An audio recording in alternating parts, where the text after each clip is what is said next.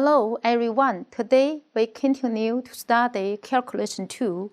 Let's study section 11.2 together, the important definition, vectors. First of all, let's think about the following two questions. Question 1.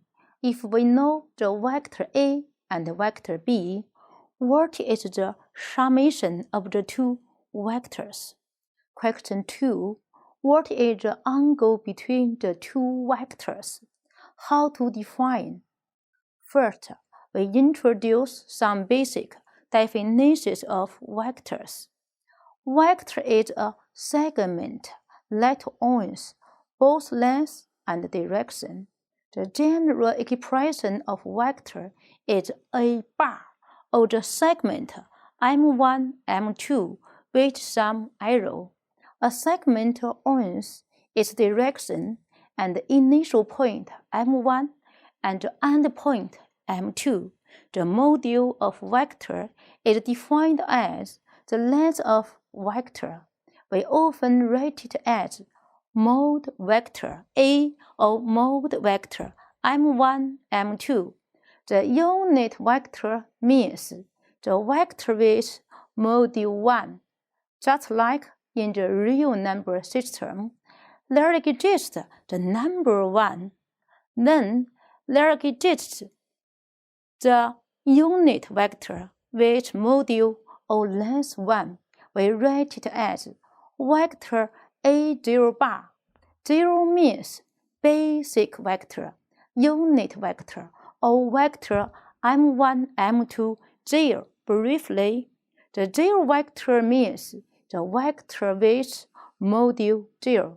It is obvious that at this time the corresponding length is 0. We often write it as vector 0 bar briefly. Next, three important definitions of vectors are introduced: free vector, equal vector, and negative vector. Free vector, vectors that do not depend on the position of starting point. Equal vector, vectors that have the equal length and the same direction. For example, look at the special case. It is obvious that vector A and vector B have equal length and the same directions. Then we can write them as vector A is equal to vector B. Pay attention to the important key words: equal, same. Negative vectors, vectors that have equal length but the opposite directions. Pay attention to the important key words: equal and opposite. For example, look at the special case. It is obvious that vector A and vector B have equal length but the opposite directions. Generally, we write them as vector B is equal to negative vector A. After studying the basic definitions of vectors, now we begin to answer the first question. If we know the vector A and the vector B, what is the summation of the two vectors? So, we will study the definitions of addition and subtraction of vectors. Firstly, we give the definition of vectors addition. Mathematically, we use the parallelogram rule, which sometimes is called triangle principle, to deal with the addition of vectors. Specifically, we construct parallelogram with vector A and vector B as two adjacent axes. Take the diagonal vector with the common starting points of the two vectors as the summation of the two vectors. We write them as vector A plus vector B is equal to vector C, especially if vector A and vector B have the same directions or the opposite directions, we always write them as vector A is parallel to vector B. It is easy for us to determine the direction and the module of vector C. Case 1. Vector A and vector B have the same directions. At this time, the direction of vector C is the same as that of vector A. The module of vector C is equal to the module of vector A plus the module of vector B. Case 2. Vector A and vector B have the opposite directions. At this time, the direction of vector C depends on the direction of vector with larger module. The module of vector C is equal to the absolute value of the module of vector A minus the module of vector B. So, try to understand the above important properties. Secondly, we study the role of vector addition. Addition of vectors satisfies the following rules: commutative rule and associative rule. Commutative rule means vector A plus vector B is equal to vector B plus vector A. Associative rule means vector A plus vector B plus vector C is equal to vector A plus vector B and then plus vector C. They are equal to vector A plus vector B plus vector C. And pay attention. Vector A plus its negative vector is equal to vector 0. Thirdly, we give the definition of vectors subtraction. Vector A minus vector B is equal to vector A plus the negative vector of vector B. According to the geometrical meaning of vector A plus vector B, geometrically, if vector A minus vector B, namely vector A plus the negative vector B, which is represented by vector C, and they have the same starting point, then the starting point of vector C is the end point of vector B, and the end point of vector C is the end point of vector A. Try to understand the geometrical meaning in the corresponding figure. Finally, we explore the rules in multiplication of scalars and vectors. Associative rule: lambda times the mu times vector A is equal to mu times lambda times vector A equal to lambda times mu times vector A. Linear operation. Lambda plus mu times vector A is equal to lambda times vector A plus mu times vector A. At the same time, it is called the first distribution rule. Distribution rule: lambda times vector A plus vector B is equal to lambda times vector A plus lambda times vector B. At the same time, it is called the second distribution rule.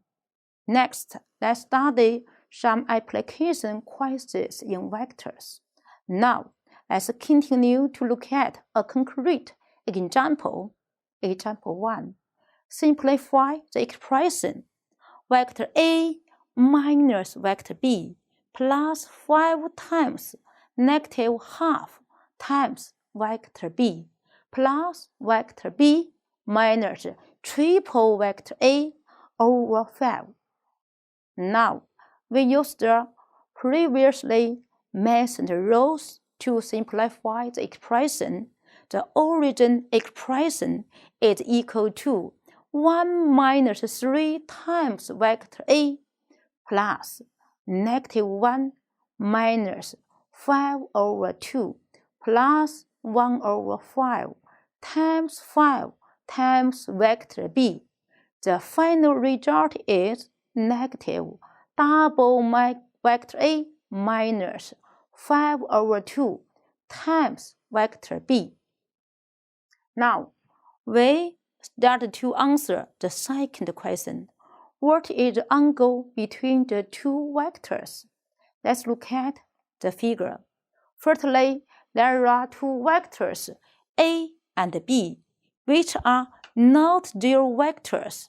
And pay attention. Vector is free vector. So vectors A and B can have the same starting point. The angle between the two vectors can be defined as the angle phi, where phi is between 0 and pi, which is the angle domain. Please see the corresponding expression for phi, and the angle of vectors A and B is the same as angle of vectors B and A. Similarly, we can define the angle between vector and an axis. Especially if one vector is zero vector, then we suppose that the angle between one vector and zero vector can be arbitrary angle in the closed interval of 0 to pi. Next, we continue to study the projection of a vector on another vector. Generally, the projection of vector AB on u-axis is denoted by projection u vector AB or vector AB on u.